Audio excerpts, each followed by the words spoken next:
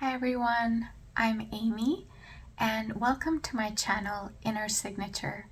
If you're new here, I would love to welcome you and tell you a little bit about myself before I get into this video. So I started making videos on YouTube around 4 years ago, but I took a break for 2 years as I finished up my Ketu Mahadasha. If you've been through the Ketu Mahadasha, then you understand how difficult this period is. But now that I've started my Venus Mahadasha, I am back and I'm planning to make a lot more videos. So please make sure you subscribe to this channel and also like this video and leave your comments down below to let me know where Ketu is in your chart, in which sign, what is your ascendant, so that we can create more of a connection between you and me and others who visit my channel. I've made a few videos on Ketu, especially because I have my Ketu in the first house, which means that I understand this graha very intimately. I have lived through its effects during my entire life very deeply. So my approach to astrology is a little different. It's very personal, it's very intuitive, and it's a little bit poetic. So if you enjoy astrology that feels more soulful, more real and reflective, then you'll feel right at home on my channel. With that said, let's start today's video. Today's topic is Dasha Sandhi. Before I dive into what changed in my life, let me quickly explain what Dasha Sandhi is in case you're new to this term. In Vedic astrology, we go through what are known as planetary time periods called Mahadashas. The transition from one Mahadasha to the next is called a Dasha Sandhi. So Ketu Mahadasha lasts for 7 years and the Venus Mahadasha lasts for 20 years. You know, a Venn diagram where you have one circle, that would be Ketu, the other circle is Venus, and the parts that overlap are the Dasha Sandhi. Now, this is a strange in-between space. You're not fully out of your old energy, which is Ketu, and you haven't yet settled into a new energy, which is Venus. So it can feel a bit confusing, emotional, and it's as if life is still pulling you in two different directions when you just wish you'd be done and over with your Ketu and move on to Venus. So I personally moved on from my Ketu Mahadasha about a year ago. So I have been in Venus for at least a year. And I wanted to share what that shift truly looked like in my real life. Let me start with the last part of my Ketu Mahadasha. Even though Ketu is known for detachment, during my last phase, I had already began to notice the little signs that Venus was starting to show up in my life. For example, I started to get the best pay I had ever received in my life when I got a new job. I unexpectedly got drawn to music. I began by picking up an instrument, I started to play it, and very soon I started to sing with it, and lo and behold, by the end of my 1 year doing that, I had started to make music.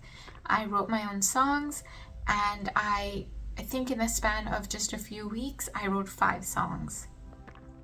Around the same time, I met my partner, who is very Venusian as well. He has a Venus in Pisces, so he's very creative, he's very spiritual, he's gentle, all the things that Venus represents. And together we started to make music because he really encouraged me and became a mentor for me in music. I also attended concerts during this time.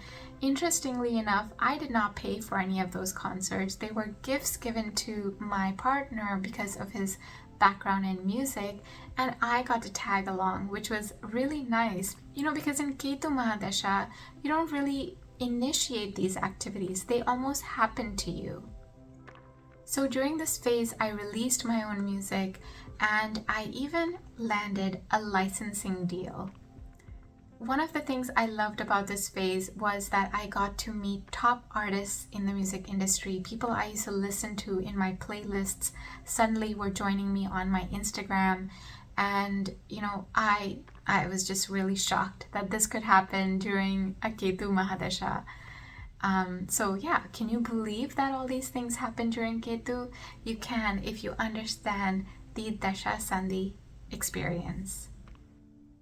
And these early signs were really good indication that Venus is preparing to take over. And then Venus Mahadasha officially began. Now this is a period that every person going through Ketu Mahadasha is eagerly looking forward to, because it is the relief point. It is when we say, shukr hai. And so this is when things really started to shift for me. Now let me talk about the interesting things that happen in this phase. One of the first things I did was I went out and I got eye surgery. So this was selective surgery that I wanted to do for a very long period of time, and I finally did after my Ketu Mahadasha was done. I started my Venus Mahadasha with corrective surgery done, which means I don't need any glasses or any contacts. And I thought, looking back, what a perfect way to start my Venus Mahadasha. I could see the world with new eyes, literally. I also got a strong business idea during the end of my Ketu Mahadasha and beginning of my Venus Mahadasha. And so I left my job and I started to follow a path that felt more true to me. I had always been a bit uncomfortable in my jobs in the past, but now I had the courage and the purpose to go after my own venture. I became an entrepreneur and I started my business, which has felt more like what I needed to do a long time ago. During this time, I felt like things were just aligning. I was meeting really helpful people who were supportive to my journey. People who are mentors, people who are collaborators, and friends and family who encouraged my journey, surprisingly. Now, one of the biggest and most transformational shifts that I noticed was actually how I started relating to people and money. So with Ketu in the first house, I am a bit of an introvert. I like to stay to myself, and I also love to, keep to myself. I am not too concerned with what's going on around with other people and their lives, but now with the Venus Mahadasha starting, I noticed that I care a lot about just getting to know people or hearing their thoughts, advices, or even valuing their input into decisions that are not concerning them. So for example, something small that I can share is that when I would go to restaurants, right? Usually in my Ketu Mahadasha, I would only just eat the things I usually eat. So I would just, pick like one item that I like on that menu, and every time I go to that restaurant, I always eat the same thing. But now I, would be asked, what do you want to order on the menu? And suddenly I look to the waiter and I say, what do most people like here? What's popular? What do you recommend? Or what do you think is best on the menu? And suddenly I'm asking for that input, which I had never done before. So this is one interesting thing that I noticed about my experience with moving into the Venus Mahadasha. I also started to focus a lot on my financial health.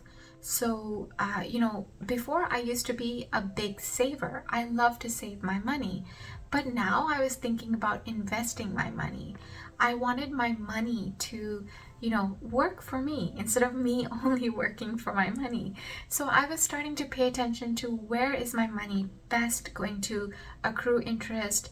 It's going to give me money while I'm sleeping, while I'm doing nothing, I want my money to work for me.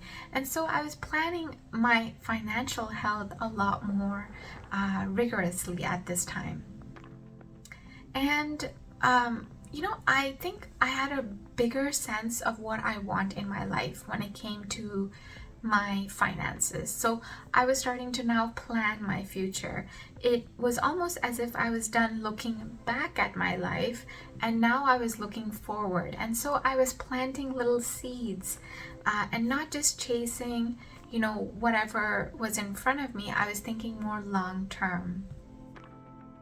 Now, one of the most enjoyable parts of this experience is actually when the food chapter began in my life during the Venus Mahadasha. So, in my Ketu Mahadasha, I was prone to eating very simple foods. I didn't really have much of a craving. It's not that I didn't love food. I definitely loved food, but I couldn't get the joy from eating that food. Either I would have, health problems during that time, or I would just not be able to really feel like I wanted to go out and enjoy those pleasures. But with Venus, I started craving again, especially sweets. I began to cook differently as well, adding more flavor to my food, adding, picking foods that, have that rich, vibrant color to them. And I was also, getting used to more of a generous use of spices, making the food get that, special kick or a zing, which really makes food taste pleasurable. So a really fun fact is that, last year I released one of my songs, and usually when you see those food reels, you'll notice that, either on Instagram or on YouTube, you'll notice that they put music in the background for that video. So there was somebody that I saw tagged my song in one of their food reels, not exactly food, but sweets. So they had a sweets shop and they made a promotional video and they decided to use my song for their video's promotion. So I thought that was such a cool way that Venus showed its presence in my life. It's the most Venetian crossover ever with music and mithai. Now, interestingly, even my home life changed in an unexpected way. My family home ended up needing sudden renovations, which we did not see coming, and it was almost like an accident, which then ended up meaning I had to renovate my home. But everything flowed smoothly. My insurance support came in, and I actually had for some time wished that I could make some changes to my home. And suddenly with this event, I was now forced to improve the look and feel of my home and, create a space that I can truly love living in. So it felt like to me that Venus was saying, even in your home, let's bring more comfort and harmony according to your likes and, whatever visually is going to make your home feel better now. So I'll give you an example. I have flooring that is red in my home. It's a cherry wood that I have in my home. And this cherry wood is very, bright and it captures your attention. And then when the renovation needed to be done, I chose to go with a really subtle, light maple wood look, which is kind of white toned. And so I could instantly see going from Ketu, which is synonymous with Mars, and Mars represents red, to Venus, where I'm now choosing colors that are softer on my eyes, and I have a chance to actually transform my home. So you could literally say my house went through a Dasha Sandhi as well. I think part of why the Venus Mahadasha has felt so strong for me in my life during this Dasha Sandhi is because Venus is powerful in my chart. So before we go further, maybe I should explain a bit about where my Venus is placed in my chart so that you have a sense of when these kinds of experiences happen in someone's life. And if you have your Venus similarly placed to me, then you can expect some of these similar experiences as well. So my Venus sits in Libra in the second house, which rules the voice, the parts of the face, the mouth, the speech, the self-worth, and money. Venus also rules for me my 9th house, which is all about luck. It's about your teachers, your dharma, and higher learning and travel as well. Interestingly enough, Venus is also my Dharkarka, and Dharkarka, if you're not familiar with that term, is basically the lowest degree in your chart, and it represents your partner. So it is whatever you are not is your partner, and so it perfectly represents partnerships as well. And the most interesting part about my Venus placement is that it is Vargottama. I actually have it Vargottama in 6 divisional charts, which is quite a lot. So the influence of Venus shows up in my life again and again. And then finally, my Venus in D9 is sitting in the 10th house with Mars. So creativity and ambition meet in my work life the most. You see, according to Brihadarashara Hora Shastra, which is a very important text on Vedic astrology, Venus signifies everything like poetry, music, marriage, love, luxury, ornaments, sweet things or sweet speech, vehicles, pleasure, and beauty. So all of these things are significations of Venus. And so when you're going through that Dasha Sandhi from Ketu to Venus Mahadasha, these are all the things that are going to get activated in your life. And honestly, that's exactly what this Dasha brought back into my life. It brought it back not in a flashy way, but in a quiet and very soul-satisfying way that I really needed. So that's been my journey through my Dasha Sandhi from Ketu to Venus. If I had to sum it up in a poetic way, I would say, going from Ketu to Venus felt a little bit like going from silence and isolation to song and dance. It went from stillness and quietude to sweetness and enjoyment. And it went from survival to soulful living.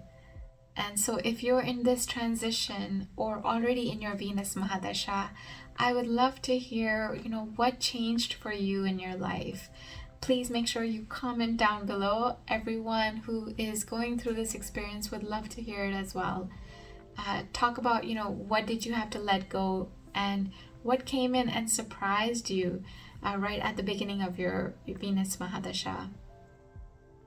If this video resonated with you, please make sure you like this video. It means a lot to me. And make sure you subscribe as well and share it with someone who might be going through a difficult time. You never know, maybe they are going through a Ketu Mahadasha or they are just finishing up their Ketu Mahadasha and the ray of light at the end of the tunnel of Venus Mahadasha is close. So something that they can look forward to. Thanks so much for watching, and I hope to see you in my next video. Bye!